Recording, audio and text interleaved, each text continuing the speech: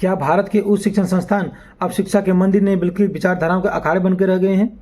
2012 से 2026 तक 14 सालों का सफ़र, लेकिन सवाल वही, क्या कैंपस में भेदभाव खत्म हुआ या फिर नए नियमों ने एक नई आग सुलगा दी? आज बात करेंगे यूजीसी के उस इक्विटी रेगुलेशन 2026 की जिस पर सुप्रीम कोर्ट ने रोक लगा दी।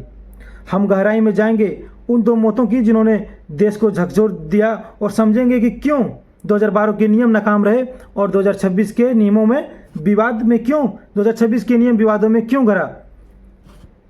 दोस्तों, कहानी शुरू होती है 2012 में जब यूजीसी ने अपनी पहली प्रमोशन ऑफ इक्विटी नियम बनाए। मकसद था जाति, धर्म, लिंग के आधार पर भेदभाव को रोकना, लेकिन कागजों पर बने नियम हकीकत में जमीन पर लहूलुहान हो गए। रोहित वेमुला, हैदराबाद की सेंट्रल यूनिवर्सिटी, जनवरी 2016। रोहित वेमुला की आत्महत्या ने पूरे देश को हिला दिया। यह सिर्फ एक छात्र की मौत नहीं बल्कि 2012 के नियमों की विफलता का सबूत था। इंस्टीट्यूशनल मर्डर जैसे शब्द गूंजने लगे। सवाल उठा, क्या एंटी डिस्क्रिमिनेशन सेल सिर्फ नाम के लिए थे? डॉक्टर पायल, मुंबई का मेडिकल कॉलेज। रोहित के 3 साल बाद मुंबई में डॉक्टर पायल तड़वी ने अपनी जान दे दी। एक उभरती हुई डॉक्टर जिससे उसके सीनियरों ने जाति के नाम पर प्रताड़ित किया। 2012 के नियम यहाँ भी पायल को नहीं बचा पाए। इन तराशियों के दबाव में यूजीसी ने 2026 में नए नियम का मसौदा तैयार किया। सरकार का तर्क था कि नियम अब दांतों वाले होंगे, यानी नियम सख्त होंगे। सरकार के नए नियमों में 3 बड़े स्तंभ बने। पहला स्तंभ, इक्विटी स्क्वाड्स, जैसे कि एंटी रैंकिंग स्क्वाड होते हैं वैसे भेदभाव रोकने के लिए एक फ्लाइंग स्क्वाड तैयार किया गया। दूसरा, स्ट्रिक्ट डेडलाइन, शिकायत के 24 घंटों में एक्शन और 15 दिन में रिएक्शन का फैसला। हैवी पेनल्टीज, संस्थानों की ग्रांट रोकना या मान्यता रद्द करना, लेकिन फिर विवाद क्यों?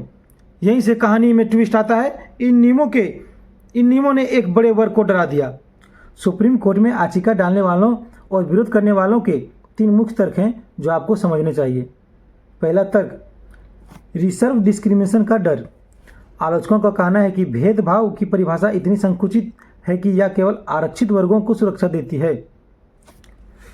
अगर किसी जनरल कैटेगरी के छात्र के साथ भेदभाव हो तो वो कहाँ जाएंगे? दूसरा तर्क, झूठी शिकायतों का हथियार। बिना किसी सेफ गार्ड या पेनल्टी फॉर फाइल कंप्लेंट के डर है कि इन नियमों का इस्तेमाल अकादमिक राजनीति और आपसी रंजिश निकालने के लिए किया जाएगा। तीसरा तर्क, ऑटोनॉमी पर हमला। क्या हर छोटी बात पर यूजीसी का डंडा संस्थानों की स्वतंत्रता को खत्म कर देगा? दोस्तों, 2012 के नियम कमजोर थे, इसलिए रोहित और पायल जैसे छात्र हमें छोड़ के चले गए। लेकिन 2026 के नियम इतने सख्त और एक तरफा बताए जा रहे हैं कि कैंपस के सौहार्द बिगाड़ सकते हैं।